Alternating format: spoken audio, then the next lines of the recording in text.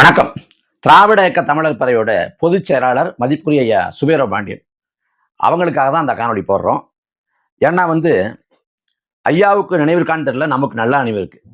ஒரு 10 ஆண்டுக்கு முன்னாடி 2014ஆம் ஆண்டு ஐயா சுபீரபாண்டியன் நாம் தமிழர் கட்சி குறித்தான் நான் சீமானவர்கள் குறித்து ஒரு திறந்த மடல் கடிதம் எழுதியிருந்தார். அதுக்கு என்ன தலைப்பு போட்டிருந்தாங்கன்னா, சமூக வலைதளங்கள்ல முருகனுக்கும் அரோகரா, தமிழனுக்கும் அரோகரா, சுபவி திறந்த மடல் எழுதியிருக்காரு நாம் தமிழர் கட்சிக்கு அப்படின்னு போட்டிருந்தாங்க. ஏன் எழுதினார்னா, நாம் தமிழர் கட்சியோட பண்பாட்டு பாசறையாக இருக்கக்கூடிய, பண்பாட்டு படைப்பிரிவாக இருக்கக்கூடிய வீரத்தமிழ் முன்னணி 2014ஆம் ஆண்டு பழனி கோயில் அடிவாரத்தில் திருமுருக பெருவிழாவை நடத்தி தொடங்கப்பட்டுச்சு. அன்னைக்கு நாம் தமிழர் கட்சி முருகனை கொண்டாடிய போது, வீரத்தமிழர் முன்னணிங்கிற படைப்பிரிவு தொடங்கப்பட்ட போது அதை கடுமையாக விமர்சித்தது ஐயா சுபீரபாண்டியன். இது இந்துத்துவாவுக்கு ஆள் சேர்க்கிற வேலை, இது பாஜகவோட கருத்துருவாக்கத்தை வலிமையாக்குற வேலை, இது எந்த வகையிலும் பயன்படாது அப்படின்னு என்னென்னமோ பேசி அவர் அதை விமர்சிச்சார். இன்னைக்கு திமுக முத்தமிழ் முருகன் மாநாட்டை நடத்துது, அது நடக்குது. இந்த சமயத்தில் ஐயா சுபீரபாண்டியன்ட்ட அன்னைக்கு முத்தமிழ் முருகனை நாம் தமிழர் கட்சி தூக்கி சுமந்த போது அதை கடுமையாக விமர்சித்த ஐயா சுபீரபாண்டியன் இன்னைக்கு திமுக அதே போல முத்தமிழ் முருகன் தூக்குறாங்க. முருகனை தூக்குறது பிரச்சனை இல்லை, ஆனா என்னவா முருகனை அடையாளப்படுத்துறாங்கிறத முக்கியம். ஏன்னா நாம் தமிழர் கட்சிக்கு ஒரு தெளிந்த கோட்பாடு உண்டு. பொதுவாக ஆரியத்துக்கு ஒரு குணாதிசயம் உண்டு. ஆரியத்தை பொறுத்த வரைக்கும் எல்லாத்தையும் திருடி தன்மைப்படுத்திக் கொள்ளும். ஆரியத்துக்குன்னு எதுவுமே சொந்தம் கிடையாது. கைபர் போலான் கணவாய் வழியாக வந்தவங்க எல்லாத்தையும் எப்படி ஆட்கொண்டாங்கன்னா, எல்லாத்தையும் திருடி அபகரிச்சுக்கிட்டாங்க.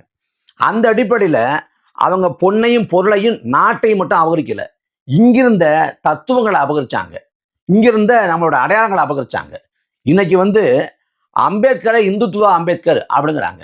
நான் இந்துவா பிறந்துட்டேன், ஒருபோது இந்துவா இறக்க மாட்டேன்னு சொன்னவர் அண்ணல் அம்பேத்கர். அந்த அம்பேத்கரையே இந்துத்துவா அம்பேத்கர்னு அபகரிக்க துடிக்கிறது ஆரியம். அதே போல பிறப்போக்கும் எல்லா உயிருக்கும்னு எந்தவித மாறுபாட்டையும் பிறப்பின் வழியே பார்க்க கூடாது என்று போதித்தவர் வள்ளுவர். அந்த வள்ளுவர் அன்னைக்கு காவி நிறம் அடிச்சு வள்ளுவரை அபகரிக்க துடிக்குது. கண் முன்னே வள்ளுவரையும் அம்பேத்கரையும் அபகரிக்க துடிக்கிற இந்த ஆரிய கூட்டம் தான் பல நூற்றாண்டுகளுக்கு முன்பாக நம்மளோட இறைகளை அபகரித்து கொண்டது. இப்ப அய்யனாறு, கருப்பண்ணசாமி, சுடலமாட, மதுரை வீரன், முனீஸ்வரன் இவங்கெல்லாம் இருக்கிறாங்க. இவங்கெல்லாம் நமக்கு தெய்வங்களா இருக்காங்க. இவங்க நாட்டார் வழிபாட்டு தெய்வங்கள். இந்த அய்யனார் மீது, கருப்பண்ணசாமி மீது, சுடலமாட மீது கை வைக்காத ஆரியம் அதே சமயத்துல நம்மளோட முருகன் மீது, நம்மளோட வருணன் மீது, நம்மளோட இந்திரன் மீது, நம்மளோட கொற்றவை மீது, நம்மளோட சிவன் மீது கை வைத்து எல்லாத்தையும் திருடி தமிழ்படுத்தியது.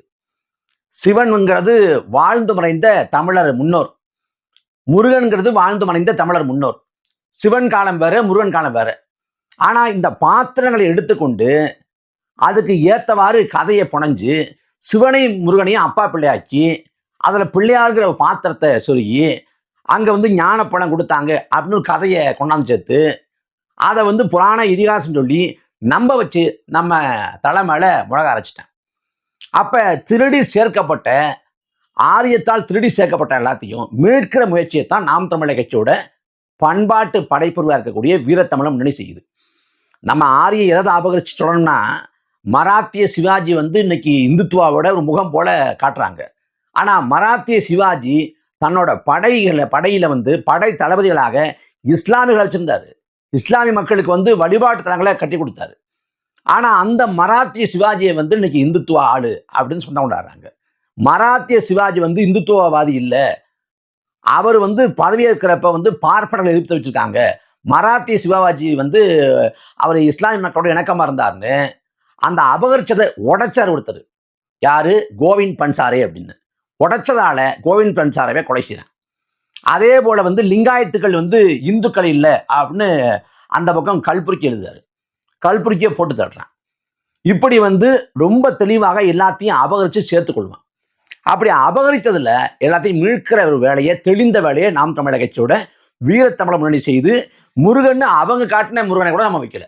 நாம முருகன் ஒரு வரைபடத்தை வரைஞ்சு அந்த பூணூல் போட்டதை அப்படியே அகற்றிட்டு நாம நம் பாட்டை எப்படி இருப்பான், நம்ம நிறத்துல இருப்பான்ல, அதே போல வச்சோம். அதே போல முருகன் காட்டுல வாழ்ந்திருப்பான். அவன் இலைய தலையா சாப்பிட்டு இருப்பான். அவன் வேட்டையாடி உண்டிருப்பான். அவன் தமிழன். அப்ப நீ அசைவம் சாப்பிட்டே வந்து முருகனை வழிபடலாம் அப்படிலாம் சொன்னோம். இப்படி வந்து நாம் தமிழர் கட்சி தமிழகத்துக்குன்னு இருக்கக்கூடிய தொன்ம வழிபாட்டு முறைகளை, மெய்யியல் கோட்பாடுகளை மீட்கிற போது அதை வந்து இந்துத்துவாவுக்கு ஆண் சக்கர வேலை, அது பிற்போக்குத்தனம் அப்படின்னு விமர்சித்தது இதே ஐயா சுவீரபாண்டியன். திராவிட கழகத்தை பொறுத்த வரைக்கும் கடவுள் இல்லை, இல்லவே இல்லை அப்படின்னு சொல்லிடுச்சு. இந்த பக்கம் திராவிட முன்னேற்ற கழகத்தை பொறுத்த வரைக்கும் அவங்க வந்து பிள்ளையாருக்கு தேங்காய் உடைக்க மாட்டேன், பிள்ளையாரையும் உடைக்க மாட்டேன்னாங்க. இன்னைக்கு பிள்ளையாருக்கு தேங்காய் உடைக்க நிலைக்கு போயிட்டாங்க, அது வேற கதை. ஆனா அண்ணா என்ன சொன்னாரு, ஒன்றே குலம் ஒருவனே தேவன்னாரு. ஆனா கடைசி வரைக்கும் அந்த தேவன் யாருன்னு சொல்லல. இப்படி வாக்கரசலுக்காக அவங்க வந்து பொத்தம்பதோ ஒன்ன சொல்லி கடந்து போயிட்டாங்க.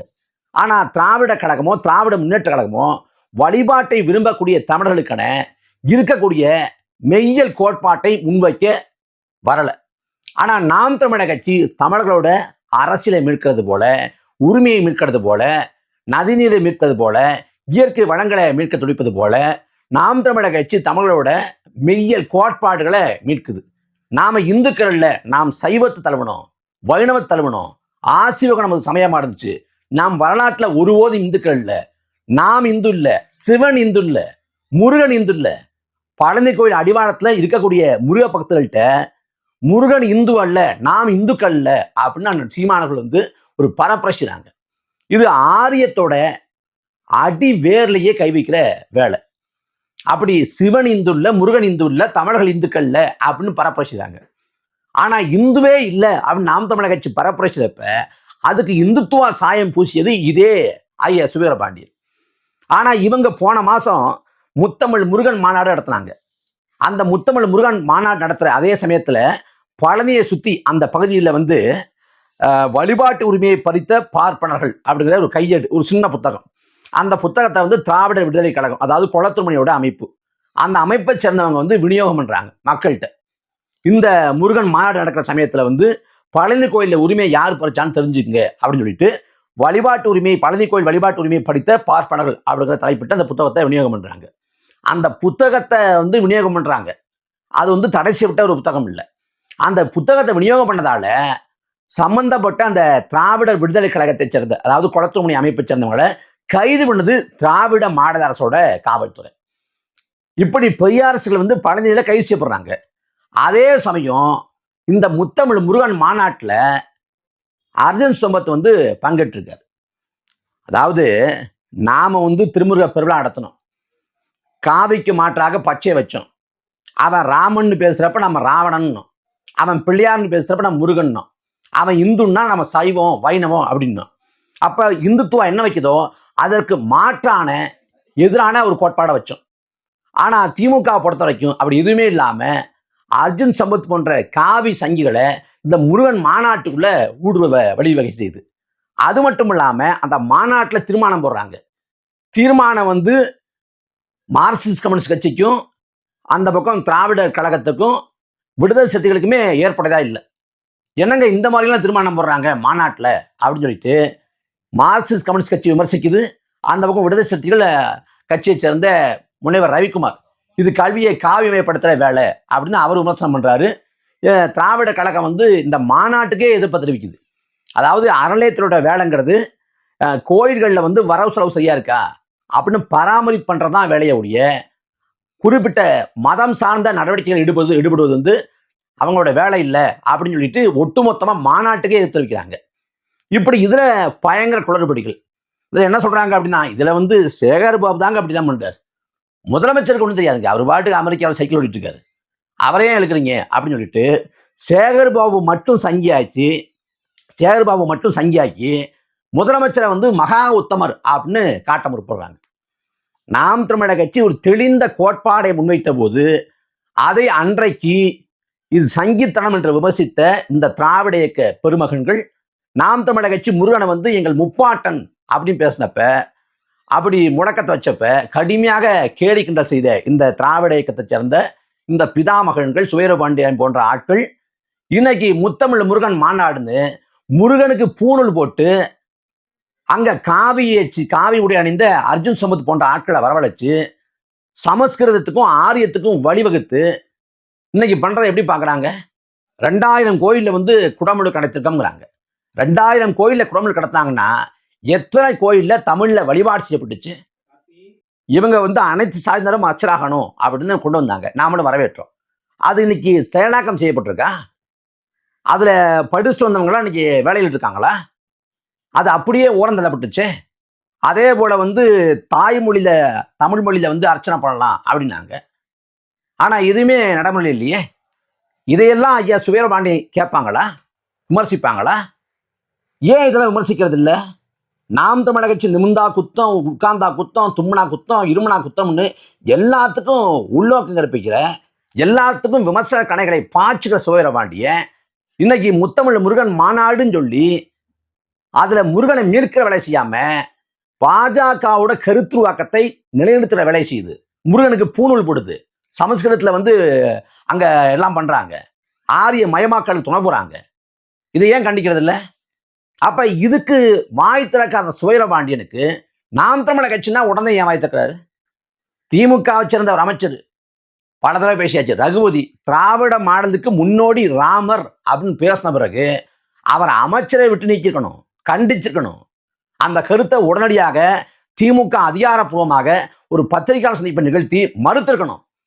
அதுக்கு ஒட்டுமொத்த திமுக தலைமையும் மௌனம் காத்தது, அமைதியாக கடந்து போனது, அந்த கருத்தை ஏற்பது போல நின்றது. அது குறித்து சுவீரபாண்டியன் வந்து வாய் திறக்கல.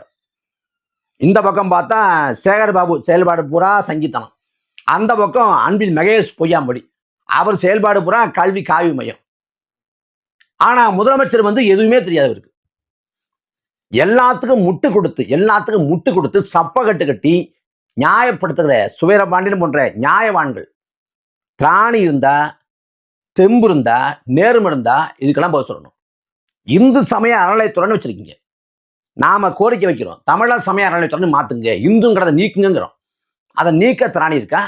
நாம் தமிழர் கட்சி 2016 கொடுத்த ஆட்சியின் செயல்பாட்டு வரைவில் தமிழ்நாடு அரசு முத்திரையில் இருக்கக்கூடிய திருவில்லிபுத்தூர் கோயிலை நீக்கிட்டு நாங்க வள்ளுவர் படத்தை வைப்போம், வள்ளுவர் படத்தை வச்சு பிறப்போக்கும் எல்லா உயிருக்குங்கிற அந்த குரல் மொழியை பொறிப்போங்கிறோம். இதை செய்ய திமுக துணி இருக்கா? அப்ப இதையெல்லாம் பேச முடியாது சுவீரபாண்டியனால அப்படின்னா நாம் தமிழர் கட்சி நான் மட்டும் உங்களுக்கு உடனடியா பேசுறதுக்கு வந்து அவ்வளவு துடிப்பதற்கு காரணம் என்ன? முடிஞ்சா இதுக்கெல்லாம் இந்த முத்தமிழ் முருகன் மாநாடு, அப்புறம் வந்து இந்த நாணய வெளியிட்டு நிகழ்வு, கடைசியா வந்து இந்த கல்வியை காய்மயப்படுத்துற மாதிரி செஞ்ச செயல்பாடுகள், முருகன் மாநாட்டில் போடப்பட்ட தீர்மானங்கள், இதுக்கெல்லாம் எப்படி முட்டு கொடுப்பதுன்னு ஐயா சுவீரபாண்டியன் இன்னும் ஒரு வாரம் நேரம் எடுத்துக்கிட்டு அப்புறமா யோசிச்சுட்டு வந்து ஒரு பதிலை தைரியம் தான் சொல்லட்டும்.